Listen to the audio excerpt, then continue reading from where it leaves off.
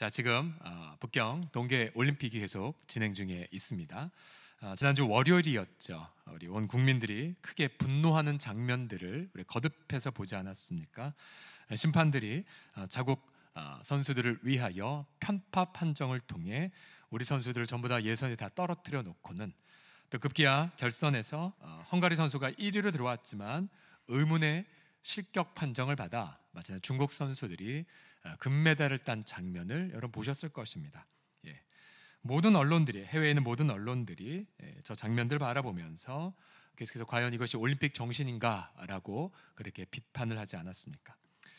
여러분 생각해 보십시오. 4년 동안 올림픽 무대를 바라보며 땀 흘려 준비했는데 이러한 불의한 판정을 받고 여러분 선수들 마음이 얼마나 낙담이 되었을까요? 제가 올림픽에 있었던 사례를 하나 들었지만 제가 지난 주일까지만 하더라도 인도네시아에서 들려왔던 믿었던 자의 배반, 또 횡령, 거짓, 그리고 추방 이러한 악들을 여러분에게 말씀드렸죠. 여러분 우리는 이 땅에 만연한 여러 가지 형태의 악을 피할 길이 없습니다. 여러분도 한번 자신의 지난 한 주간의 삶을 돌이켜 보십시오. 여러분 지난 한 주간 동안 어떠한 악의 문제로 씨름하며 오셨습니까? 좌절하셨고 낙담을 겪으셨습니까? 아니면 이 세상 어차피 더러운 세상 나도 타협하며 살리라, 아니면 어느 선수처럼 난 이 벽을 관통하리라, 난 이 장애물을 넘을 거야 라고 혹시 결심을 하셨습니까? 오늘 이 139편 다윗의 시는 바로 이러한 악의 문제에 대한 씨름으로 마무리가 됩니다. 19절에서 22절까지 내용이 모두가 악에 대한, 악인에 대한 고발로 이어지죠. 다윗은 일평생 악의 문제로 씨름했던 자인 걸 여러분 잘 알고 계시죠. 예를 들어 사울왕은 그를 죽이기 위해 10여 년 이상 그렇게 그를 추적했고요. 또 왕이 되었지만 그의 아들 압살롬은 아버지의 권좌를 찬탈하는 쿠데타를 저질렀고요. 또 시므이 같은 이들은 다윗을 향해 비방과 욕설을 서슴지 않았습니다. 자, 시편 말씀을 보게 되면 시편이 150개가 있는데요. 그 중에서 악인이 여러분 몇 번 정도 사용된 줄 아십니까? 여러분 보통 시편 하면 찬양 또 감격만 있을 거라 사료되는데 시편을 보면 악에 대한 내용이 굉장히 많이 등장됩니다. 무려 악인이 92번이나 기록이 되어 있어요. 시편에 150편 중에서 거의 한 장 걸러 한 장 이상 악에 대한 문제로 시편 저자들도 우리처럼 씨름했던 거죠. 오늘 그래서 이 말씀 묵상의 정의를 이렇게 내리고자 합니다. 여러분 말씀 묵상이란 악에서 도망가는 것이 아니라 바로 말씀 묵상이란 악의 문제를 직면해서 바로 악의 문제를 해결받는 시간입니다. 천천히 읽어볼까? 말씀 묵상의 능력 시작. 악의 문제를 해결하는 시간.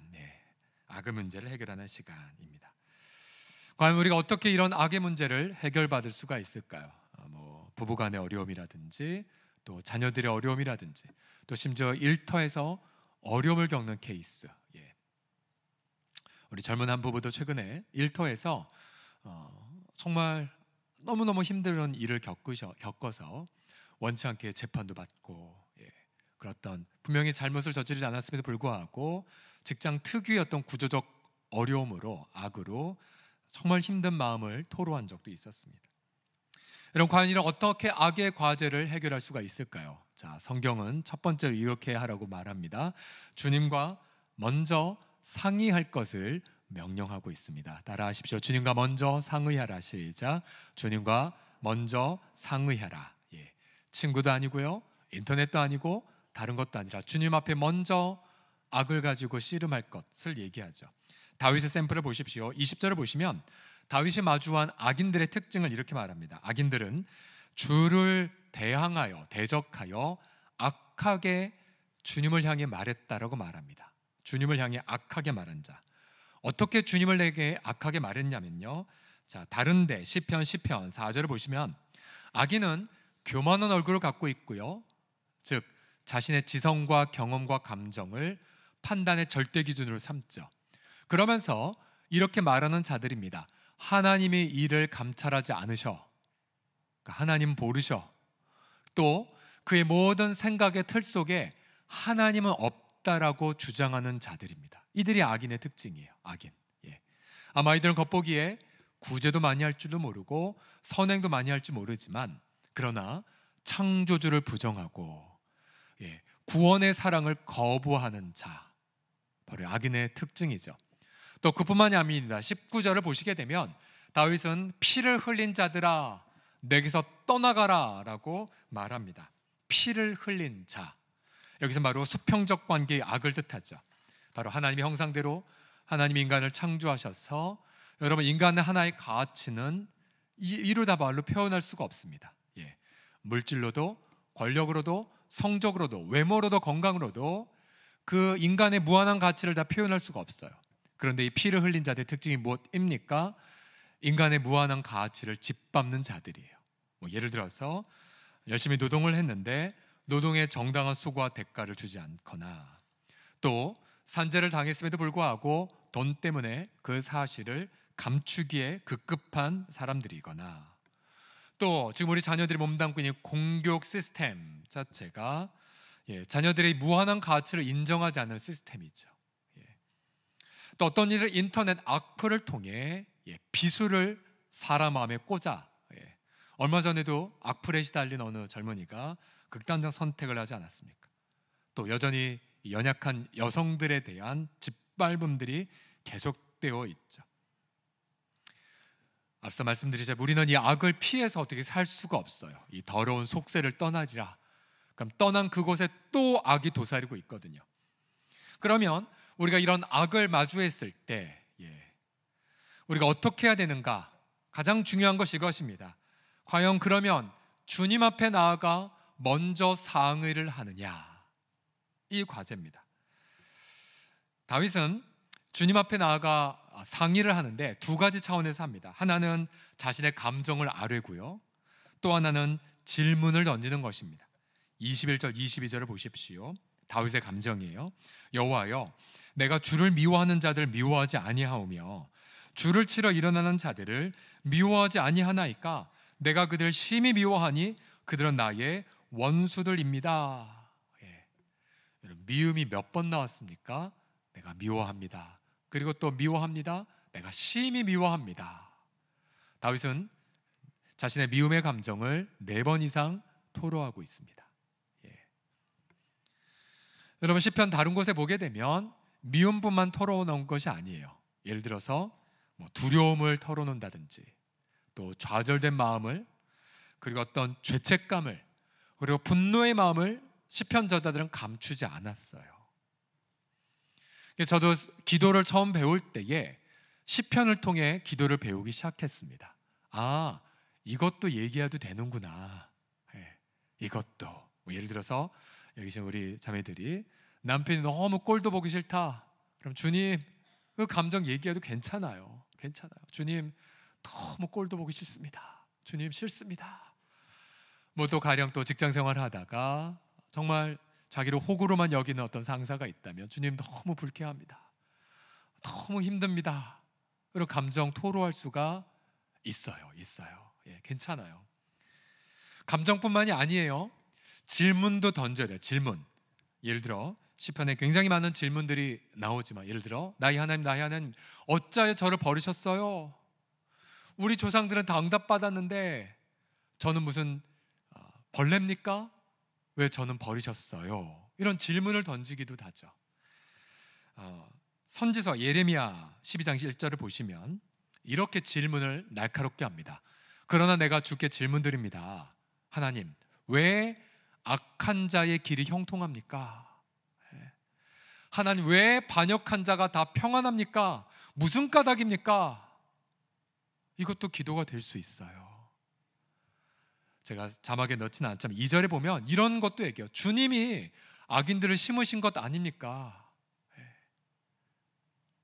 자, 이른바 신정론, 악이 있는데 진짜 하나님 통치하시는 거 맞습니까? 라는 질문도 기도할 수가 있어요. 지금 여러분이 맥체인 성경 순서에 욥기를 읽고 있다면 욥이 그런 질문 굉장히 많이 드리잖아요. 하나님, 저 죄지지 않았는데 왜 저를 이렇게 괴롭히세요? 하나님 어디 계세요? 하나님 제발 중재자 좀 주세요. 이게 다 기도예요. 자, 여러분, 주님과 상의하는 것, 자기의 감정을 토로하고 그리고 질문을 던지라, 이거죠. 그러면 여러분 자신 한번 돌이켜 보십시오. 여러분이 가족이든 또 직장 현장이든 일터이든 또 여러분 그렇게 악을 마주했을 때에 첫 번째 행동이 무엇입니까? 첫 번째 행동 1번, 나는 전화를 걸어 누구랑 수다를 떤다. 2번, 나는 드라마에 탐닉된다. 3번, 나는 그냥 운동하러 나간다. 4번, 난 냉장고를 열어 폭식한다. 5번, 또 뭐가 있습니까? 저는 주 앞에 무릎 꿇고 기도한다. 네, 여러분 머리로는 5번이 즉 주 앞에 먼저 무릎 꿇어야 되는 거 아는데 우리 인간은 그렇지 않더라고요. 악을 경험하면 똑같이 반응을 해요. 주 앞에 무릎을 꿇기보다는 다른 것을 의뢰하려는 마음의 경향을 갖고 있습니다. 우리가 악의 문제로 고통할 때 여러분 기억하십시오. 해결자는 주님 한 분밖에 없습니다. 주 앞에 무릎을 꿇고 그리고 울면서 통곡하면서 질문을 던지면서 그렇게 애절하게 나아가십시오. 자, 이렇게 주님 앞에 먼저 악의 과제를 상의하게 되면 가장 먼저 돕는 분이 계세요. 그건 바로 성령이세요. 시편 139편 7절을 보시면 다윗이 이미 이런 하나님을 경험했죠. 내가 주의 영을 떠나 어디로 가오리이까? 바다 끝에도 계시고 하늘 위에도 계시고 지옥과 같은 어둠에도 계시니. 그래서 우리가 마음을 토로하기 시작할 때 성령님이 돕기 시작합니다. 로마서 8장 26절 다 같이 읽어보겠습니다. 시작.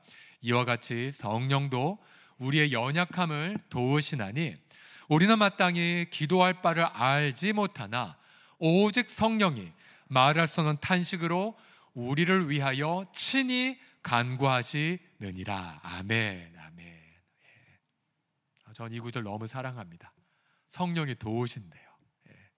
그래서 우리 외롭지 않아요. 말할 수 없는 탄식으로 기도하시니까요. 성령님뿐만이 아니에요.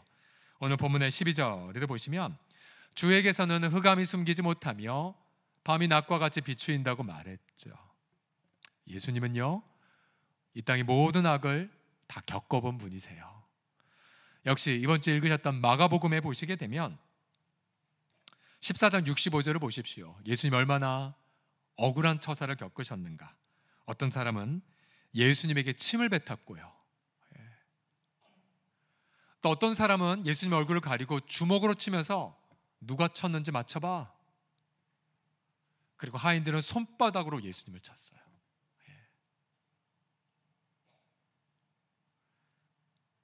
제가 그런 묵상을 해보았어요. 여러분 어떤 사람은 예수님은 그냥 전능하니까 그 몇 시간만 참으셨으면 어차피 부활할 거 아니냐. 6시간만 힘드셨으면 그냥 부활할 거 별로 안 힘드셨을 거야 라고 생각을 해요. 근데 전 묵상해 보았어요. 뭐냐면 예수님의 의식은요, 하나님의 무한한 생각이지 않습니까? 무한한 생각의 예수님의 의식이 인간에게 뺨을 맞았다면 그 충격은 무한히 영원히 남는 거죠. 그렇죠? 영원히 남는 거예요. 영원하신 주님이 침뱉음을 당하셨고 폭행을 당하셨다. 여러분 그 흔적은 영원히 남아요. 예수님의 그 고통은 그래서 단 6시간 만에 십자가 매달린 고통이 아니셨어요. 예수님의 고통은 무한한 고통이셨어요. 예수님의 고통은 영원한 고통이었어요. 우리는 그 고통을 헤아릴 수 없습니다. 그래서 역으로 그 무한한 고통이셨기에 그가 받은 효력은, 그의 고통은, 효력은 영원히 우리에게 이어지고 있어요. 그 역설을 아십니까? 그래서 예수님이 부활하셨을 때 제자들이 확인했죠. 영광의 몸, 신령한 몸이지만 그런데 예수님의 손에는 무슨 자국이 남아 있었습니까? 못 자국이 남아 있었어요. 예수님의 허리에는 창자국이 남아 있었어요. 혹시 어떤 분은 어머, 예수님의 이 상처가 그대로 부활로 남아 있다면, 아이고, 저 여기 어렸을 때 넘어져 찢어진 흉터가 남아 있는데, 나 부활해도 흉터 그대로 남아 있는 거 아니야? 나 부활해도 그대로 이 점 안 빼지는 거 아니야? 네, 여러분 걱정하지 마세요. 저와 여러분은 부활하면 깨끗한 피부로, 상처 하나 없이 영광의 피부로 부활합니다. 주름 하나 없이. 예. 근데 예수님은 아니셨어요. 왜요? 영원한 분이 고통당하셨기에 그 영원한 흔적은 갖고 계신 거예요. 그래서 우리는 그 상처를 바라보고 영원한 경배를 드리죠. 예수님이 나를 이토록 영원히 사랑하셨나이다. 그래서 천국에서 우리 모두 영화롭게 부활하고 나서 유일하게 고난의 흔적을 가진 예수님을 바라보고 우리 한없는 경배와 찬양을 드리게 될 것입니다. 여러분 믿으십니까? 그래서 여러분, 우리가 악을 놓고 기도할 때에 우리 주님이 우리에게 오셔서 보여주세요.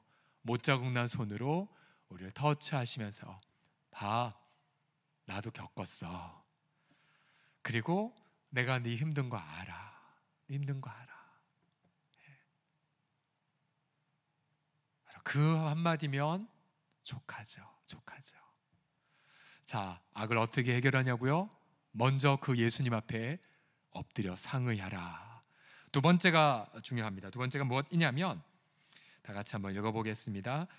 주님이 심판주임을 확신하라. 시작. 주님이 심판주임을 확신하라. 심판주. 우리 올림픽에서 심판이 공정하지 않은 것을 우리가 뻔히 보지 않았습니까? 여러분, 성도가 날마다 새벽 기도 드리고 경건한 생활 살라고 열심히 봉사하고 섬겨도 여러분, 이러한 일을 겪으면 흔들리게 돼요. 즉, 악인이 잘 먹고 잘 사는 걸 보면 성도의 마음은 흔들립니다. 흔들려요. 내가 이렇게 기도해도 무슨 소용이야? 내가 이렇게 양심을 지킨들 무슨 소용이야? 그렇지 않은 사람들은 잘 먹고 잘 사는데. 자, 구약의 대표적 예배 인도자인 아삽을 보십시오. 경건하고 탁월한 예배 인도자. 그러나 그가 어느 날 악인들을 보니 너무 실족하게 됩니다. 시편 73편 2절에서 5절 우리말 성경 버전 읽어드리겠습니다. 보세요. 아삽의 고백입니다. 나로 말하자면 발이 걸려 하마터면 미끄러질 뻔했습니다. 왜냐하면 악인들이 잘 되는 것을 보고 그 어리석은 사람들을 부러워했기 때문입니다. 그들은 아무 문제도 없고 도무지 힘을 잃지 않습니다. 건강해요. 남들처럼 걱정, 근심이 있는 것도 아니고 남들처럼 병에 걸리는 것도 아닙니다. 그들 자녀들은 대학교에 떡떡 합격하고, 그들의 재산은 눈만 감으면 점점점 불어납니다.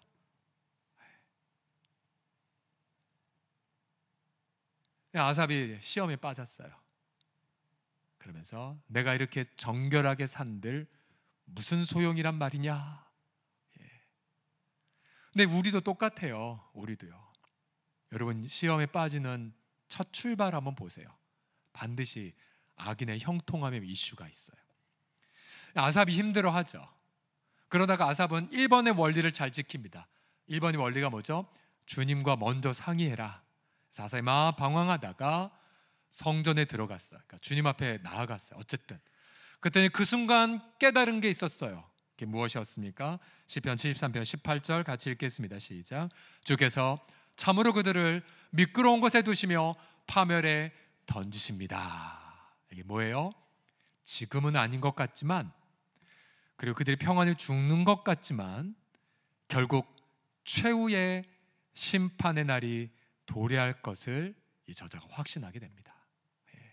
그래서 회복을 받아요. 회복받아요. 오늘 본문의 19절도 보십시오.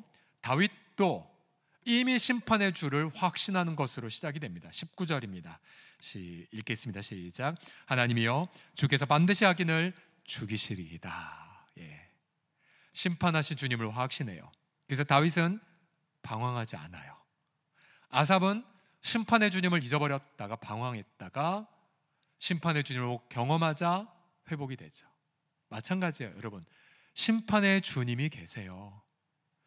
여러분의 참고 인내했던 거 주님이 다 갚아주세요.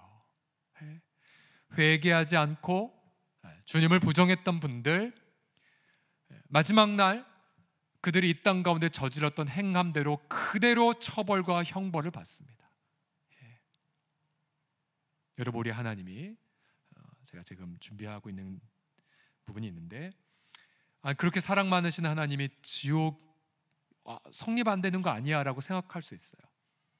근데 그것은 대단한 착각입니다.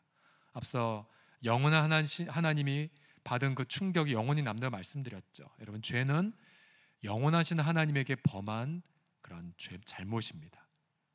그래서 영원하신 하나님에 범한 그 죄의 끔찍한 결과가 저주와 지옥인 거죠. 인간의 지성은 이 개념을 저항하려고 합니다.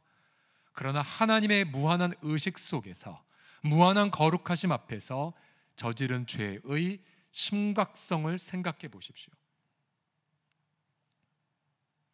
우리는 심판의 때를 잘 알지 못합니다. 그리고 심판의 방법도 알지 못하죠. 그래서 로마서 12장에 보면 주님이 이렇게 말씀하세요. 내 사랑하는 자들아, 너희가 친히 원수를 갚지 말고 하나님의 진노하심에 맡겨. 되었으되 원수 갚는 것이 내게 있으니 내가 갚으리라고 주께서 말씀하시느니라. 그럼 우리가 할 일이 뭐예요? 원수가 줄이거든 먹이고, 목마르거든 마시게 하고, 그리함으로 네가 숯불을 그 머리에 쌓아 놓으리라. 악에게 지지 말고 선으로 악을 이겨다오. 이게 바로 주님의 명령입니다. 주님의 명령이에요. 우리가 지난 월요일 날 정말 온 국민이 정말 분노했죠. 저도 보다가 너무 열받아서 제가 잘 안 하는데 그날따라 정말 매운 게 먹고 싶어서 매운 비빔면 먹고 잤어요. 너무 막 분나는 거예요, 막. 근데 여러분, 지난 수요일 날 우리 황대현 선수가 쇼트트랙 1500m 여러분 보셨죠? 압도적 실력으로 금메달을 따지 않았습니까? 또 그 결선엔 중국 선수 한 명도 올라오지 못했어요. 금메달 따는 순간 환호했고 막 눈물 나지 않았습니까? 그렇지, 공의롭지, 이게 공의로운 거지 하면서, 그래서 한 외국 언론은 그가 오심의 판정을, 그러니까 이 황대현 선수도 그전 1000m 예선에서 석연치 않은 걸로 떨어지지 않았습니까? 근데 오심의 판정을 실력으로 복수했다라고 평가를 했습니다. 그러면서 여러분, 이 선수의 세리머니 기억하십니까? 크리스찬으로 알려져 있고, 지난 평창 올림픽 때도 주일 예배 드렸던 성도 중에 한 명이었는데, 무릎 꿇은 저 장면, 그리고 시상에서 반복해서 손가락 올리는 장면, 저 의미가 뭔지 언론에 안 나와서 모르겠지만, 그러나 저는 마치 이렇게 암시하는 것 같아요. 아무리 세상에 불공정한 심판들이 있어도 공의의 해답은 있습니다 라고 마치 말하는 듯한 장면처럼 보였어요. 여러분, 아직 최후의 심판은 도래되지 않았어요. 아직 이 땅의 모든 악이 다 드러나진 않았습니다. 그러나 여러분, 중요한 건, 여러분, 그날 주님께서 오시는 날 우리의 모든 눈물이 위로를 받을 것입니다. 우리의 모든 참고 선하게 섬겼던 것들이 그날 칭찬과 상급이 있을 것입니다. 여러분, 그래서 공의로운 심판주가 있음을 확신하시고 악에게 지지 마시고 선으로 악을 이기시는, 그래서 날마다 경건 생활에 힘쓰시기를 예수님의 이름으로 축복합니다. 또한 우리 주님은요, 우리가 마지막 날에만 심판을 경험하게 하지 않으세요. 우리가 연약한 걸 아시고 우리 일상의 삶에서도 아까 우리 황대원 선수가 경험했던 것처럼 이런 반전을 경험하게 하십니다. 자, 우리 3번의 원리로 들어가시면요, 어떻게 악의 문제를 해결받을 수 있습니까? 그래서 우리는 나를 돌아보고 주님과 동행함을 통해 아름답게 승리할 수가 있어요. 같이 세 번째 읽겠습니다. 시작. 나를 돌아보고 주님과 동행해라. 자, 이 다윗은 악인을 향한 고발로 마무리하지 않아요. 22절까지 악인을 고발하다가 23절에 갑자기 내용이 바뀝니다. 23, 24절 같이 읽겠습니다. 시작. 하나님이여 나를 살피사 내 마음을 아시며 나를 시험하사 내 뜻을 아옵소서.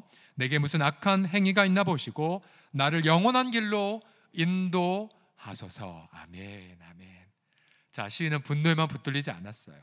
시인은 다시 자신에 대한 성찰로 돌아옵니다. 하나님, 저를 살펴주세요. 제 동기를, 제 양심을, 제 믿음을, 제 내면의 흐름을. 그래서 제 속에 무슨 악한 행위가 있나 보시고 저를 정결하게 해달라고 호소하고 있습니다. 여러분, 말씀 묵상의 시간은 이처럼 비록 거대한 세상의 악이 나를 괴롭힌다 할지라도 결국은 내 내면의 악을 돌아보고 정결함을 받는 시간이 말씀 묵상의 시간입니다.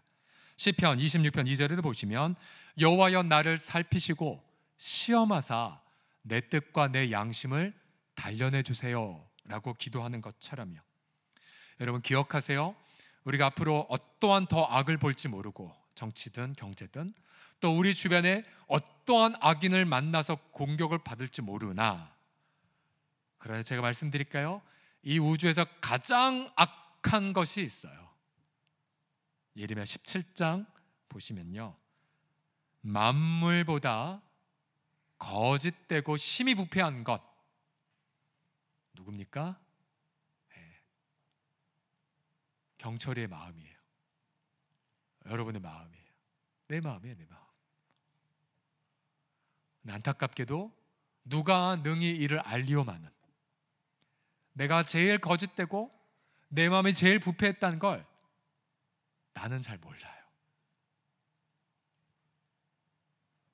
그래서 내 마음이 부패되고 거짓됨을 모르는 사람의 특징이 있죠. 다른 사람 무섭게 비난만 하고 끝나요. 다른 사람 무섭게 정죄하고 끝나요. 내면의 악을 보지 못하죠. 그러나 주님은 어떤 분이십니까? 나 여호와는 심장을 살피는 분, 그리고 폐부를 시험하시는 분이세요. 심장, 폐부, 히브리인들은 감정과 생명의 원천으로 내장을 생각했어요. 각각 그 행위와 그의 행실대로 보응하시는 하나님. 여러분, 그래서 말씀 묵상의 시간이 무엇입니까? 우리가 어제 설사 천국에 갔다 할지라도 여러분, 우리 마음은 빛의 속도로 부패하고 거짓돼 버려요.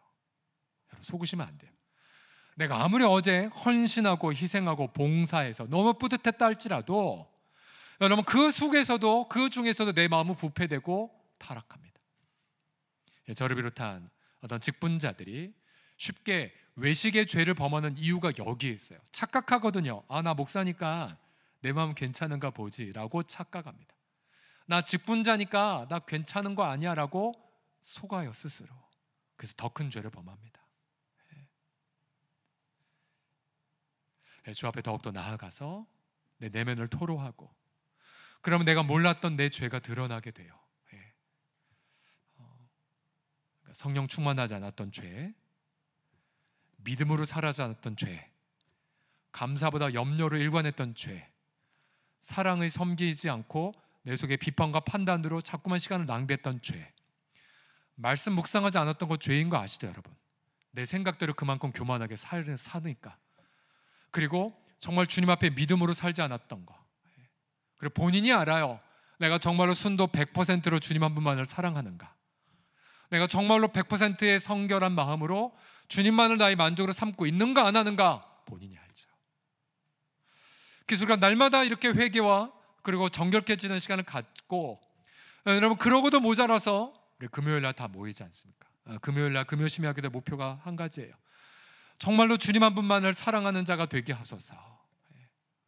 많이 회개가 돼요. 저도 그래요. 인도하면서 많이 제 연약함이 드러나면서 회개하고 주일을 맞이하기 전 100%의 마음이 되도록 그렇게 몸부림을 치죠.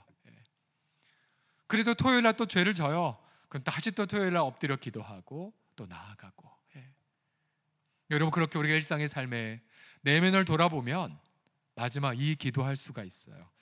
24절 우리 139편의 마지막 결론입니다. 24절 하반절 읽겠습니다. 시작. 나를 영원한 길로 인도하소서. 아멘, 아멘. 자, 영원한 길, 영원한 길. 자, 성경을 해석하기 위해 139편 1절부터 문맥을 보면 이거죠. 영원한 길은 다른 길이 아니에요. 뭐냐면 일상의 삶에서 주님과 동행하는 삶이에요. 그게 영원한 길이에요. 왜요? 우리는 유한하지만 영원하신 주님과 동행하면 우리의 유한한 길이 영원한 길이 되는 거예요. 그렇죠? 여러분, 우리의 돈 유한하고 가치가 없죠. 그리고 많이 죄를 짓게 하지만, 그러나 돈 문제에 있어서 주님과 동행하면 여러분이 돈은 하나님의 영원한 목적을 위해 쓰임받는 귀한 도구가 되죠. 그렇죠? 그래서 여러분, 우리가 가정생활이든 우리 직장생활이든 영원하신 주님과 동행하게 하소서. 이미 139편의 해답 다 주고 있죠. 내가 네 생각과 말 다 알고 있어. 내가 네가 가는 곳 다 가고 있어. 이미 함께 있어. 내가 너를 태중에서부터 구속했고 내가 너를 태중에서 돕고 있고 지금도 돕고 있으며 내가 너를 구별해서 걸작품으로 빚어가고 있단다. 비록 가정과 일터에 세상의 악이 너무나 만연해도 넌 나와 동행할 수 있단다. 여러분 믿으십니까? 그래서 우린 담대하게 선포해요. 주님, 이 세상 너무 악한 게 많지만, 아니 그보다 내 내면의 악이 너무나 많지만 그래도 내가 주님과 함께 오늘 동행하며 살아갈 수가 있나이다. 할렐루야. 이 동행의 기쁨, 이 동행의 감격을 날마다 누리시기를 축복합니다. 자, 다시 지난주 월요일로 돌아가서 월요일 날 이제 그런 어떤 불의한 심판들을 바라보며 참 마음이 상했었지만, 그러나 한편 제 마음에 참 많은 기쁨이 있었어요. 월요일 날. 왜냐하면 월요일 날 점심 무렵에 인도네시아 들려왔던 그래서 진짜 드라마죠. 반전의 소식이 왔어요. 반전의 소식. 여러분 지난 주일까지 말씀드렸죠. 자기 죽은 아들의 이름을 딴 재단으로 만든 학교 이제 놔두고 추방을 당한 판정을 받았다는 거. 그런데 월요일 날 정말 영화 같은 소식이 전해왔어요. 선교사님이 사시길, 목사님, 이민국에 자기가 불려갔는데 이민국 소장이 자기에게 하는 말, 추방 명령 철회합니다. 그냥 계셔도 됩니다. 여러분 감동이 안 오십니까, 여러분? 예, 제가 잘못 전했는데 뭘 잘못 전했네. 자, 자초지정이 있었는데 설명을 해드리면, 선교사님이 이제 이 기도 제목을 우리한테 주로 이제 나눠서 함께 기도했고요. 그리고 동역자들에게 기도 제목을 나누기 시작을 했었대요. 그러면 생각났던 분이 자카르타에 있는 어떤 한인교회 다신 장로님이 생각나서 기도 제목을 역시 이제 부탁을 했대요. 성령의 감동적 기도 부탁을 한 거죠. 인간적 도움을 받기 위해 다니지 않았어요. 제가 이분 보니까, 선교사님 보니까 그냥 기도 제목만 나누고 엎드렸던 거예요. 엎드렸어요. 그런데 선교사님 몰랐던 게 뭐였냐면, 그 자카르타에 있는 한인교회 장로님은 인도네시아 전체 이민국을 담당하는 대빵과 친한 사이였습니다. 얘기했대요. 저 수마트라에 있는 정규진이라는 분의 사정 듣고 보니 이게 6개월 판정이 아니었대요. 말은 6개월 있다가 들어오라고 했지만 그게 아니라 추방되면 블랙리스트에 오르게 되고 6개월 후에 비자 내면 리젝트 당한다고 한답니다. 영구 추방이었었대요. 수마트라 리아우주의 그 이민국 소장에게 말했대요. 선처해라, 선처해라. 그 소장이 결국은 이렇게 하는 걸 보고는 선교사님을 초대하고 차를 대접하고 그동안 괴롭혔던 직원들 다 초대해서, 자, 이 선교사님 괴롭히지 마라. 그리고 선교사님 보고 앞으로 무슨 일 있으면 저랑 상의하십시오. 뭐 그래 대사관까지, 뭐 그렇게 본토에서까지 오겠습니까? 하면서 모든 어떤 서류가 다 철회가 된, 우리 하나님께 영광의 박수 올려드리겠습니다. 아멘. 너무 기뻤어요. 선교사님이 이러한 시편 말씀을 보내주셨습니다. 전화상에서, 목사님 정말 기도해 주셔서 감사하고 이것이 바로 예수 믿는 맛이지요. 역전의 하나님. 시편 118편의 말씀을 이렇게 보내주셨으며, 여호와는 내 편이시라. 내가 두려워하지 아니하리니 사람이 내게 어찌할까. 여호와께서 내 편이 되사 나를 돕는 자들 중에 계시니 그러므로 나를 미워하는 자들에게 보응하시는 것을 내가 보리로다. 여호와께 피하는 것이 사람을 신뢰하는 것보다 나으며 여호와께 피하는 것이 고관들을 신뢰하는 것보다 낫도다. 여러분 믿으십니까? 얼마나 이 말씀이 그대로 와닿아요 우리에게. 또 13절 21절 보시면 너는 나를 밀쳐 넘어뜨리려 하였으나 여호와께서 나를 도우셨도다. 주께서 내게 응답하시고 나의 구원이 되셨으니 내가 주께 감사하리이다. 할렐루야. 생각해 보니까 제가 지금 3주째 인도네시아 학교 얘기하고 있지 않습니까? 세 가지의 보이지 않지만 튼튼한 기초가 그 엘샤다이 뮬리에 학교에 세워졌다는 확신이 들었어요. 이거 어떠한 건물보다 가치 있는 기초죠. 첫 번째 기초가 무엇이냐면 정직의 가치. 끝까지 뇌물 안 썼잖아요.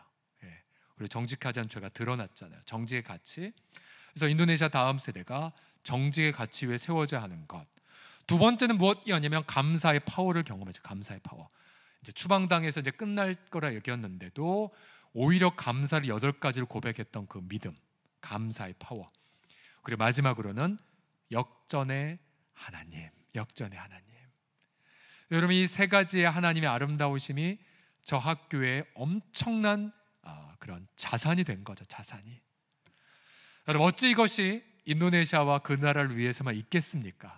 동일하게 함께 동행하고 함께 아파하고 기도했던 우리들을 위한 주님의 말씀이 아니겠습니까?